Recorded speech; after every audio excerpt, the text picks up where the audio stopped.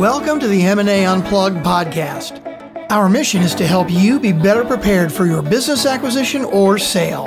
Being prepared will ensure you maximize returns and minimize risks. This is M&A Unplugged with your host, Domenic Rinaldi. Welcome back. I'm Domenic Rinaldi, host of the M&A Unplugged podcast. My guest today, Mark Walztoni, has over 30 years of HR mergers and acquisitions experience.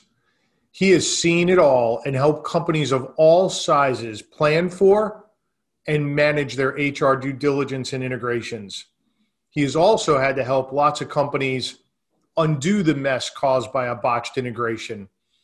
Integration is gaining more and more steam, and you'll hear Mark mention that more and more acquirers are now asking how to do integration these days compared to years ago where they were asking why. As we covered in an earlier episode with Jim Jeffries, over 70% of acquisitions fail to meet their ROI targets. Hopefully that stat gets your attention. Diligence and integration should have equal weighting in any acquisition. Mark shares his high-level formula for approaching this phase, along with how to avoid some of the common pitfalls. Mark is an expert in his field, and this episode will surely help you be prepared for your next acquisition.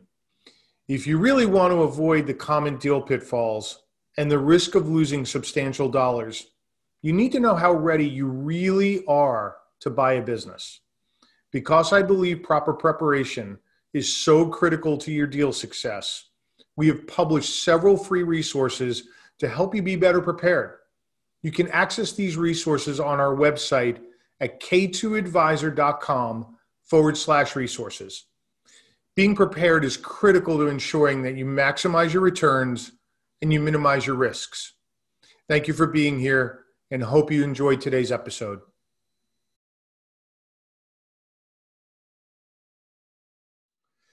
Hey, Mark, welcome to M&A Unplugged. So happy to have you here.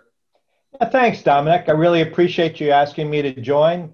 I'm a fan of the show, and I'm looking forward to it. Well, thank you for that. So I'm really excited and interested to get into today's conversation, which is about integration, diligence, specifically related to the human capital piece. And, it's really been picking up steam, as I mentioned in my intro. I mean, integration and getting it right really matters. And more and more people are understanding that if you don't get that right, you've squandered your investment in a big way. And so we're going to dive into it. But before we do, maybe you can provide just a quick backgrounder on yourself and what you've done, and then we'll get into it. Yeah, so Domenic, I completely agree with you. I've noticed that myself. And what I base that on is really over 25 years as both chief HR officer for large organizations, and then another 15 years in the consulting world.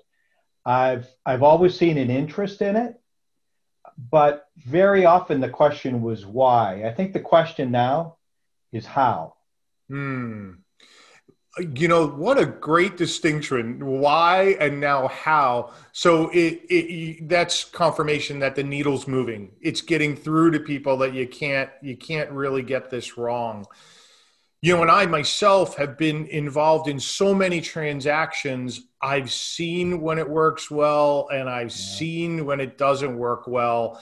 And, not to get started off on a note where, people are going to go, oh my God, I'm never going to do a transaction. But do you have a horror story? Do you have an example that sticks out for you where you're like, oh my God, they got it wrong from an HR integration culture perspective?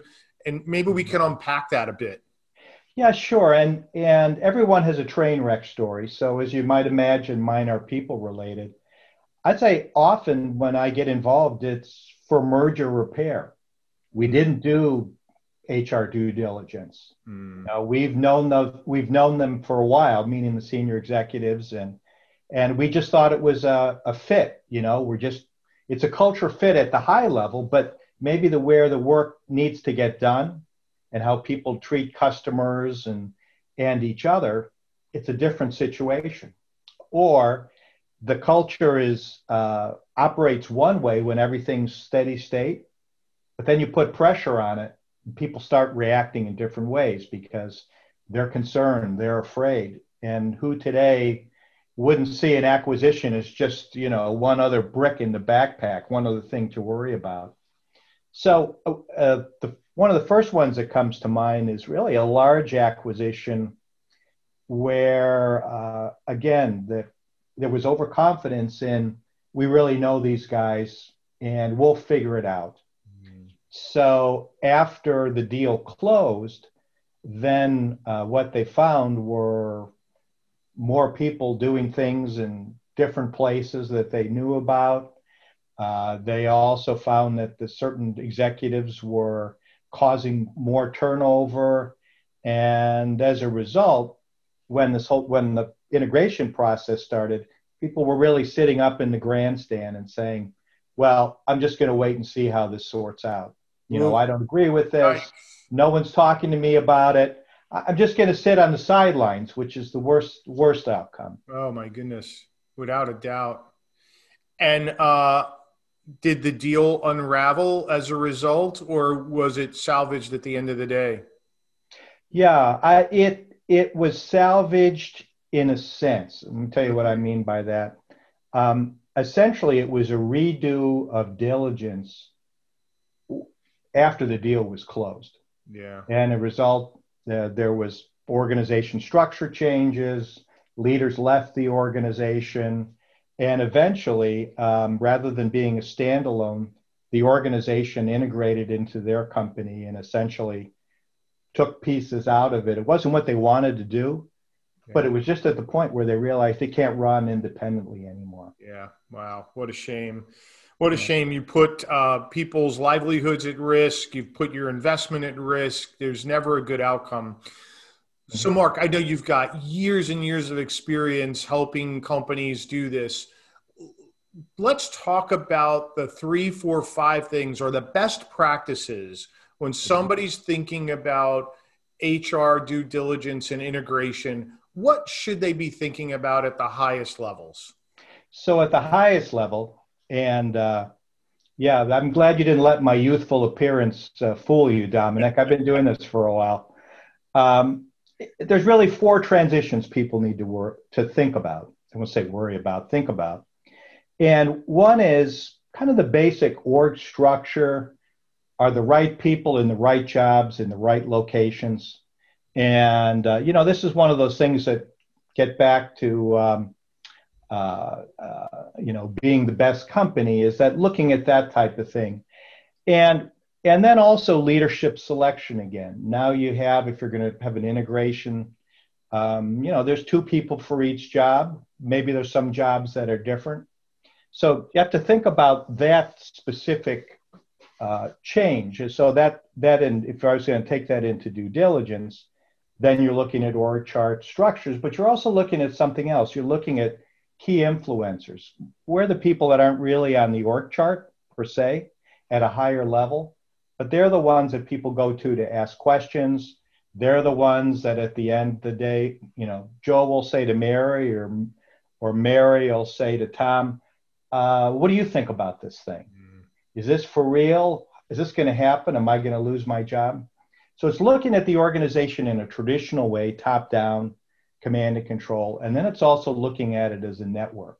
And that network has to include understanding the senior managers, because they're going to, the middle managers, because they're going to be key to the actual deal getting done. And part of the reason I say that, I'm just going to jump to the second one here, is the employee transition. And you pointed it out earlier, Domenic.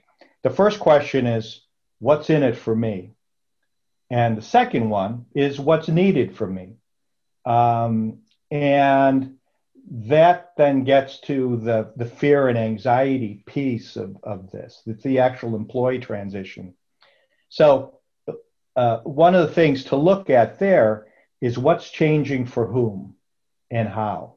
There's going to be change, but where are the areas? So for example, are the salespeople going from individual selling to more of a team sale model? Is their compensation going to change? That's going to be a tremendous hit in terms of something to manage. And then how are you going to communicate during that change? Because people are going to go through endings. What did I have in the other organization I don't have now? What's beginning for me? And hopefully there's some things there people get motivated about. And then there's that whole messy middle. Some people call it wandering in the wilderness. And I think if you're focusing on that individual change, people are going to get through that wilderness quicker, and they're not going to have as big of a drop in productivity. Mm-hmm. So those are two things. Again, the organization, the individuals, and then on the culture side. And, there's a lot of definitions of culture and values, attitudes that I try to look at it from a behavior standpoint. What do people actually do? So it's getting evidence in due diligence of how things are written, employee handbooks, communications, how often does the management communicate, and how top-down email to everyone. Is it something where there's town halls and there's feedback and all those things? Because that's really going to give a sense of what can be improved, and also what can really show employees that there's some good things happening. There's some good changes. Yeah. So very critical. And then the fourth piece, and I think in a lot of ways, Domenic, this is where people really understand the acquisition process and integration almost more than any other step. And that is who's getting hired, who's getting promoted, who's getting listened to, and who's getting terminated. Mm. Because those are the things, get the message aside. This is the actual evidence of who is, what type of personality, what type of leadership style is really the one that matters in the combined organization. Yeah. That's an awful lot, but if I'm boiling it down again, I would say it's change, culture, capabilities. Do people have the capabilities to do what's necessary in the integration process as well? Yeah. I think those are great points. I especially love the key influencer comment because in every organization there's the management team, and then there are the people that folks go to, that they really rely on, and maybe they don't even have a management role, but they're sort of just in the know and they influence thinking, or they have somebody's ear in management. And I think that's a really good point. So just a couple practical ideas on that, Domenic, is often after I work with the clients to identify some of these folks, we bring them in to under the tent to pre-screen employee communications. We review FAQs with them. We use them as listening posts, and we develop messages for them. It's a two-way communication, but it may be some of the bullets that at the senior management level are, at the 10,000-foot level. But then the key influencers, they're right on the shop floor. So we really actively involve them. And we also bring them in if it's a large enough acquisition where you have a project management office and work teams.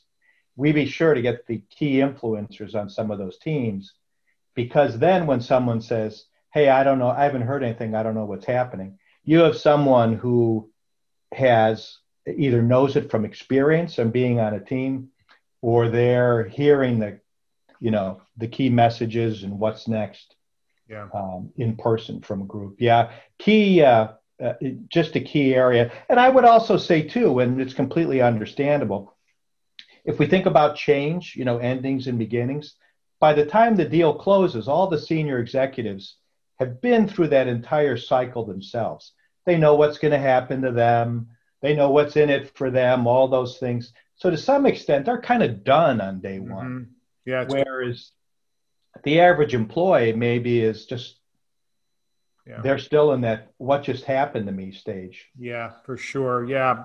Yeah, I think it's a really good point. And senior managers can't forget about that, right? They can't forget that they're in the know, whether they're, recapitalizing and they've got rollover equity and they're going to continue with the new entity, or they're exiting stage left and they're leaving it to a new management team. They understand that. They know what hand they're playing, but the employees don't.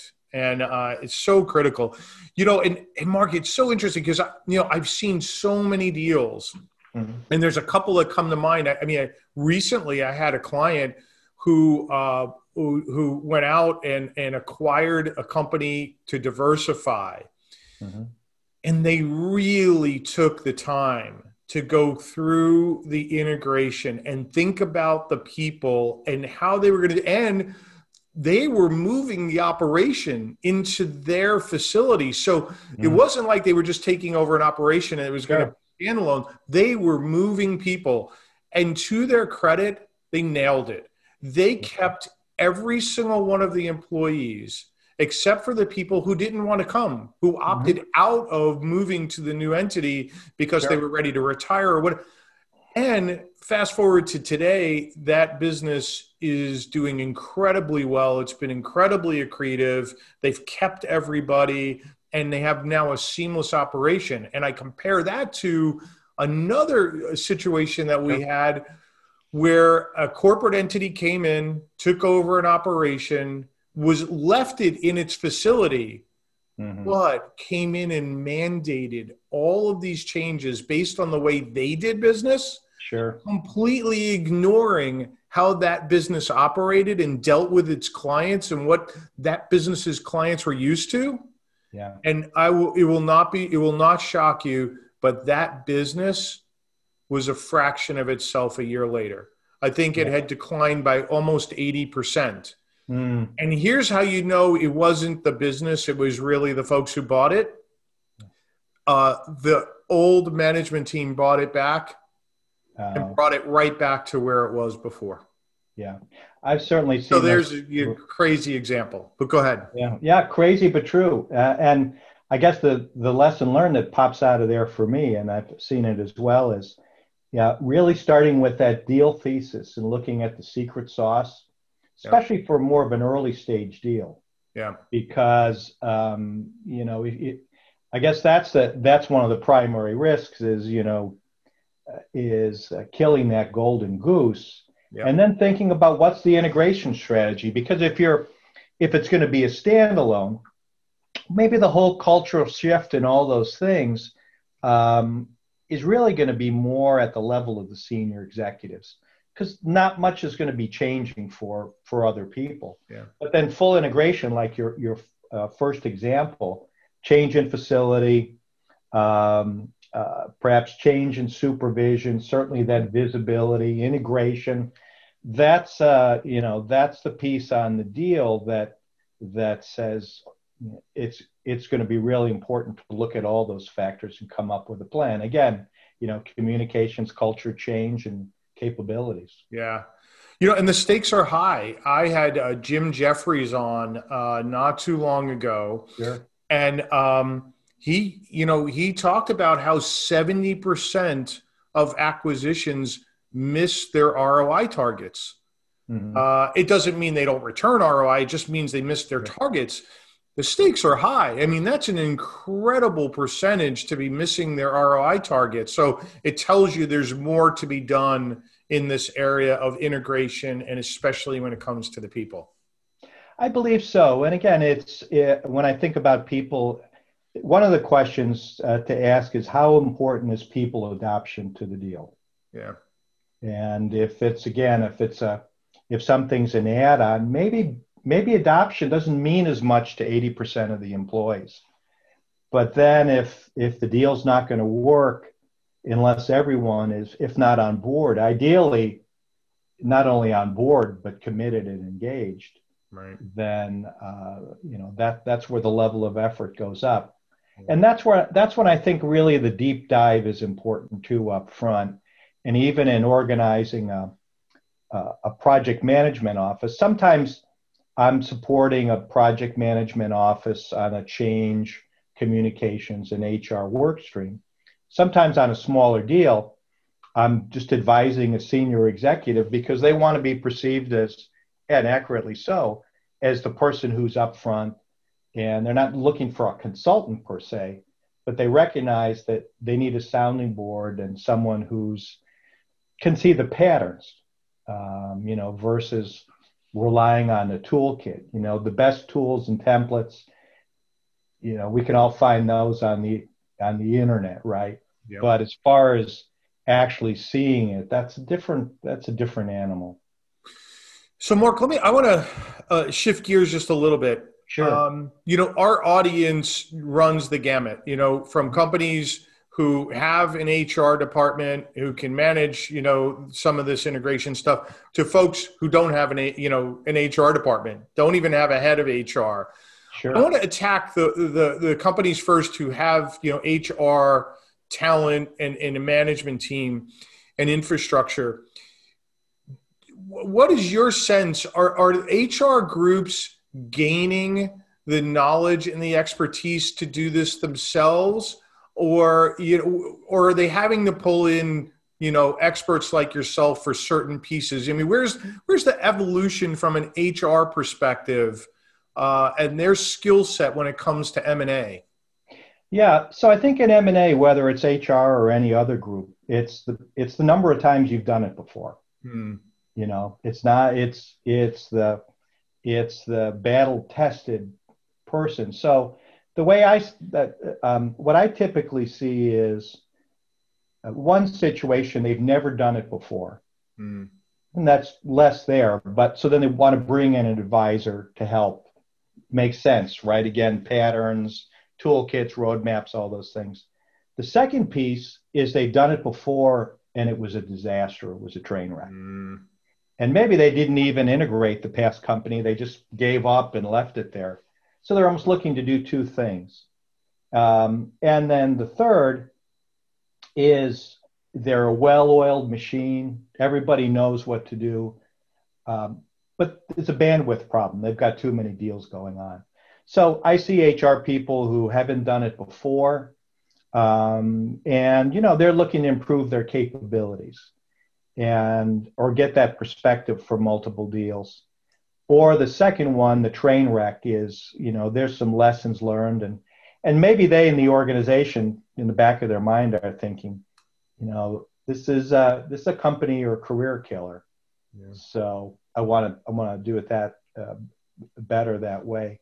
So I think the difference between an effective and an ineffective HR person, all other things being equal, is just, number of deals. Yeah, got it. So let's talk to the folks out in the community who don't have an HR function, don't have that specific expertise in-house. Sure. They may or may not have a lead on integration. Yeah.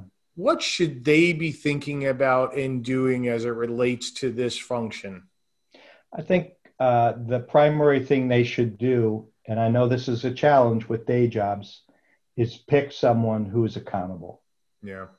And a good business person will be able to hit all those HR check boxes on, maybe not on a mega deal, but on most deals. Yeah. Simply because a lot of it is, just good business sense. If it's something like, oh, there's a defined benefit program here or a pension plan, or well, sure, you can find a specialist for that. Right. I think accountability is the key, and I know that's a challenge with a day job, but I think that's the one single thing. And maybe the person you put in that job isn't the person someone won't miss because maybe they're not contributing as well. It's someone that you're looking for to test maybe for that next position. Yeah. Get a high potential, put them in there, and they may need some external support or not, but because of the way they are, and that this is again a career maker for them. Yeah. Yeah. And I think that provides the focus a company needs. I think that's an awesome point. You have to have somebody at the end of the day who owns the integration. Yes. The buck stops with them, and they have to have the authority to make stuff happen, right? Yeah. And what I see too often is pieces get parceled out.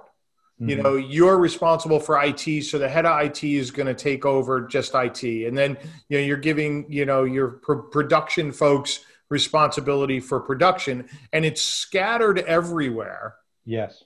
And nobody really owns what's happening, and nobody's working on the same timelines, and they try their best to come together and talk about it, but nobody really owns it. And I think that's a great point. And that's, just a disconnect where there is a steering committee of senior executives is a larger deal. And maybe there's a meeting once a week. But if that person who's running the integration management office doesn't have the authority or can't get airtime other than once a week, because, red flags come up, they don't just wait for Friday morning at 10 o'clock. Right. And then all of a sudden things start getting reversed. Because I think the head of whomever is responsible also needs to understand the organization and the people so well that they know how things get done. Yeah. And they're involved with the deal, ideally as early as possible, because then they understand the reason for the deal and all those other things. So, yeah, I think governance, if it's too complex, gets in the way, but especially if it's the least objectionable person gets control of the project management office. Yeah. They're not going to be able, because really, if they can't work across boundaries and they aren't respected in order to, push what needs to be pushed, it's going to be a bureaucratic office. Yeah. Yeah. And a no discussion about this would be complete unless we sort of, brushed on, and I think it's early stages, right? So yeah.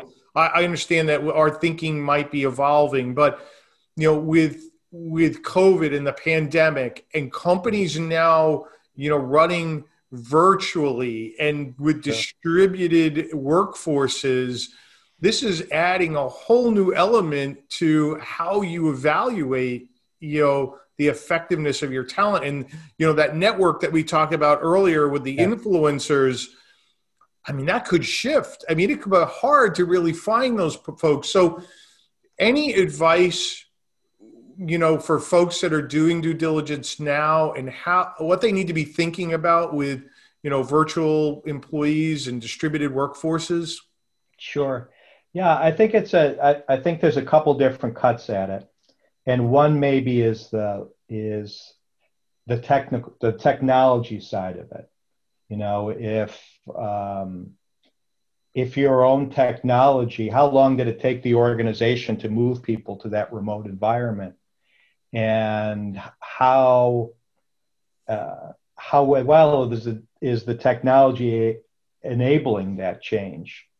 And I think the other piece is thinking about retention, because if someone's doing, let's say it's an accounting task. If they're doing it for one company, but it's similar to the functions they perform somewhere else, it loses the human connection and that notion of the culture. I mean, if I'm doing it for A, why can't I do it for B if B offers me more money? I used to care about my team. I used to spend time with my boss, but now I'm at a Zoom meeting, 30 minutes a week, and it breaks that bond. So I think there's the retention piece there. Yeah. And then there's also what I built this into due diligence, is looking at COVID policies and procedures for returning to work, simply because that can involve liabilities as well. Right.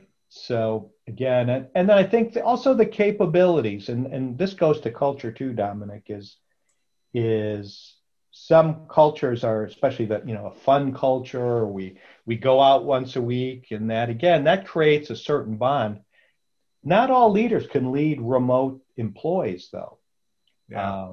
And I think that's another area where as as things go on and what's been demonstrated so far, there's not going to be the old normal is unlikely. Yes. It's better off we prepare for the new normal. Right. And that means that I think leaders have to take different approaches. Yeah. They have to find out what's the right time of the day to communicate with certain people. It may not be 12 to 1. It may not be scheduling hour meetings. It may be 50-minute meetings so people can get to their next area. But then feedback. And I think this is critical, because the more people feel marooned, the less likely they're going to be at the same level of performance and again, be a retention risk. Yeah, I totally agree with that. And I think you're right. I mean, I think management teams are going to have to learn new skill sets, right? Learning to manage remotely, personally speaking, I prefer it because if done right, you really focus on the right things. You focus on the outputs and the performance, and not so much about what you see or hear, which, sometimes clouds your judgment about what's really happening at the end of the day and who's being effective and who isn't. Who's controlling the water cooler and appears to be productive, but really not, So we started with, a story about, where maybe, integration didn't work so great. Maybe, do you have a story we can end on here as we start to close up? One that worked really well and why it worked well? Sure. The one I'm thinking about is a smaller acquisition, it depends on the definition of small, but let's say it's about 100 people. Yeah. And I think on this one, specifically, there was a recognition that one company really needed the sales force from the other company. That was their success factor in the deal. And I remember talking to a client who said, I'm not looking to cut heads. We sell basically the same things. So there's really not there's no reason to do this deal if we can't integrate our sales forces. Yeah. And so the process of that was looking at how they were compensated. And one was 100K base, 10 levels of incentives. The other was eat what you kill, straight commission. Interestingly enough, the acquirer was eat what you kill, straight commission. So the fear was right away, wow, when we come in, the best salespeople are going to just jump. So there was a lot up front, starting early in due diligence, on looking at the sales rep results, identifying the ones that are in that top 20%, and then developing individual retention plans. And essentially the primary campaign around retention was about that group because it was so key. Wow. And then in compensation to say, well, what we have to do is show them an opportunity to make more than they're making now, but also give them a bridge because they've planned their kids' tuition and their mortgage on base salaries. So there was a 1-year transition where it was a best of plan, interestingly enough. And what they found is that the rest of the companies came together well. They're very similar in terms of their customers and that, but they were able to retain the salespeople. And they also thought that if they had waited till close, again, the headhunters would have been managing their retention process, right? And it wouldn't have been to their favor. So they identified the secret sauce. They got in there early with the risk management plan. And then by the time the deal was announced, all the individuals that were key, they had someone assigned to talk to them, be kind of their coach, onboarding coach, if you will. So they really, really wound it all together. And that credit really goes to the head of sales for the acquiring organization. Yeah. He saw what happens when it didn't work. Well, and they had the right advisor too, right? Yeah. Well, take some credit there where credit's due. I appreciate that, but the client always gets the credit. Yeah, right. You know Fair that. enough. Mark, this has been great. I'm going to, one final question before we wrap up here. Is there a question that I didn't ask you that would be really helpful for folks in the audience to have heard?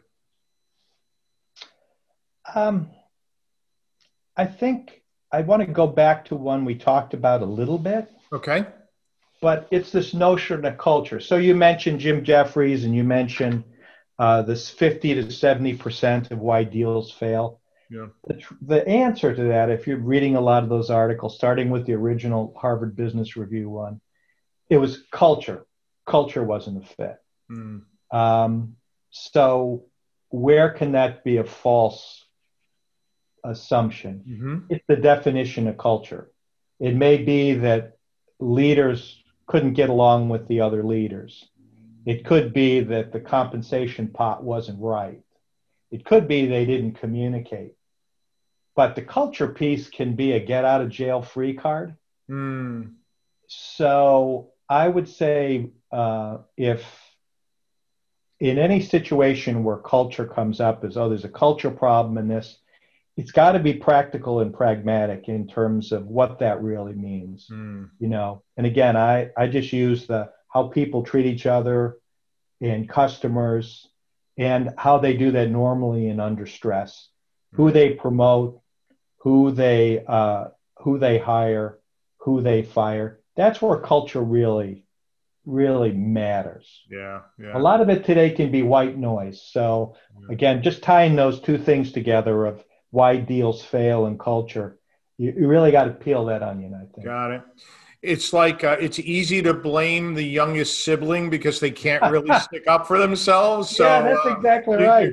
You point to culture because why not? The culture did it. It's an easy thing to do, right? Yeah, that's right. And the paradox is that when you go down that level to what you observe and behaviors and the physical evidence, and it starts to come out in due diligence, you know, you're able to get a bead pretty quickly, I think, on that whole human dimension. So anyway. I think it's great. I think that's great advice. You got to peel back the onion. Don't let people get off the hook so easy. Yeah, absolutely. Yeah. And accountability as well, which we talked about. Yeah. Mark, this has been tremendous. It was such a pleasure to have you here. If folks wanted to get in touch with you, how could they reach you? Well, the best way they can reach me is at my email address, which is Mark, M-A-R-K, .Walztoni, W-A-L-Z-T-O-N-I, at crow.com. Or they can just give me a call at 616-550-5945. And I'm happy to chat about things, share experiences. We'll learn from each other. And if there's a path forward, we'll know that too. Awesome. All right, Mark. Thanks again for being here. Really appreciate it. Yeah. Thank you, Dominic. Thanks for having me. I hope you enjoyed this episode. All of today's information will be available in the show notes. If you enjoy our content, please remember to subscribe and review our podcast. I look forward to seeing you again on the next episode of the M&A Unplugged podcast. And until then, please remember that scaling, acquiring, or selling a business takes time, preparation, and the proper knowledge.